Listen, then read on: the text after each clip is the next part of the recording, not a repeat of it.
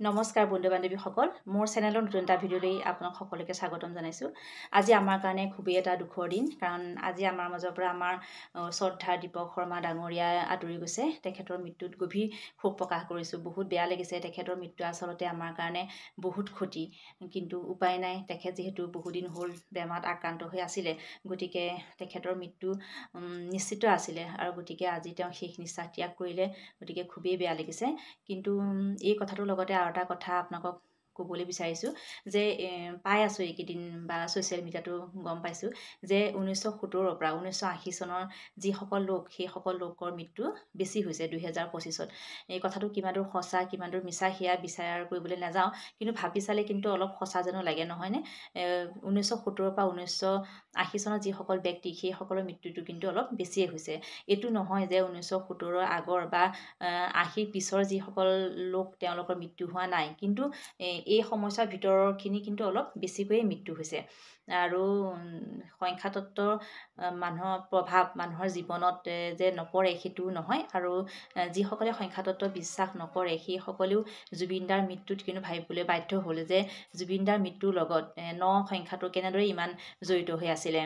আৰু এটা কথা, এতিয়া ৰৈ ৰৈ বিনালে চিনেমাখনতো হেনো 27 সংখ্যাটোৰ উল্লেখ জুবিনদাই অলপ কৰি আছে বেছিকৈ। মই যিহেতু চিনেমাখন এতিয়ালৈকে চোৱা নাই, চামহে, গতিকে শুনিছোঁ যে 27 সংখ্যাটোৰ উল্লেখ কৰি আছে, আৰু 27ৰো 7 2 যিহেতু 9 হয়, গতিকে চাওকচোন সেই 9 সংখ্যাটোৰ প্ৰভাৱ তেখেতৰ জীৱনত কেনেদৰে পৰিছিলে। গতিকে আমি এইটো কথা ক'ব নোৱাৰোঁ যে সংখ্যাতত্বৰ একো মহত্ব নাই বা সংখ্যাতত্বৰ মানুহৰ জীৱনত প্ৰভাৱ নেপেলায়, আৰু যিসকলে বিশ্বাস নকৰেও সেইসকলেও বিশ্বাস কৰিবলৈ বাধ্য হৈছে। গতিকে সংখ্যাতত্বৰ ফালৰ পৰা 1970 পৰা 1980 ভিতৰত এনেকুৱা কিবা এটা ৰহস্য লুকাই আছে নেকি, যাৰ কাৰণে এইসকল ব্যক্তি খুব সোনকালে মৃত্যুবৰণ কৰিছে। অৱশ্যে এইটোত ইমান ভয় খাবলগীয়া একো কথা নাই, যে এইটো নহয় যে 1970 পৰা 1980 ভিতৰত জন্ম হোৱা সকলোখিনিয়ে মৰি যাব। মৰি নাযায়, কিন্তু হয়তো অলপ বেছিকৈ এইসকল লোকৰ এই পৃথিৱীৰ পৰা আঁতৰি গৈছে, আৰু এইটো কিন্তু সঁচাকৈ ভাবি চাবলগীয়া। কোনোবাই মানক নামানক সেইটো পিছৰ কথা, কিন্তু যদি গভীৰকৈ ভাবি চোৱা হয় সেইটো কিন্তু সত্য কথা। সংখ্যাতত্বটো যে অকল জুবিনদাৰ ক্ষেত্ৰতহে মিলিছিলে সেইটো নহয়, আমাৰ সাধাৰণ মানুহবিলাকৰ ক্ষেত্ৰতো মিলে, কিন্তু কোনেও যাতে ইমান গভীৰকৈ কথাটো বিশ্বাস নকৰে। আৰু ভগৱান মনা নমনা সেয়া পিছৰ কথা, আৰু এয়াও সংখ্যাতত্বটো এটা বেলেগ কথা। কাৰণ জুবিনদাই যিহেতু ভগৱান বিশ্বাস কৰা নাছিলে, কিন্তু শিৱক ভাল পাইছিলে, শিৱৰ চৰিত্ৰটো ভাল পাইছিলে, আৰু সেইটোৱে সংযোগ। চাওকচোন, যেতিয়া ছিংগাপুৰত তেখেতৰ যিখন এম্বুলেঞ্চত আনিছিলে, তেখেতৰ সেইখনতো শিৱৰে ফটো আছিলে। গতিকে সংযোগবিলাক চাওকচোন কেনেকুৱা ধৰণৰ হৈ উঠে মানুহৰ জীৱনত। গতিকে সেইকাৰণে এতিয়া এই কথাটো কিন্তু অকণমান মানুহক ভাবিবলৈ বাধ্য কৰাইছে, যে কিহৰ কাৰণে 1970 পৰা 1980 চনৰ ব্যক্তিসকলৰ মৃত্যুটো বহুত বেছি হৈছে।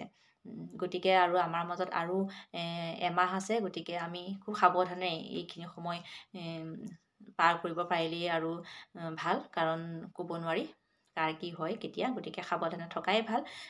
ভয় খোৱাৰতো কোনো যুক্তিয়েই নাই। মানুহৰ মৃত্যুত, জন্ম মৃত্যুত মানুহৰ হাত যিহেতু নায়েই, গতিকে ভয় খাবও নালাগে।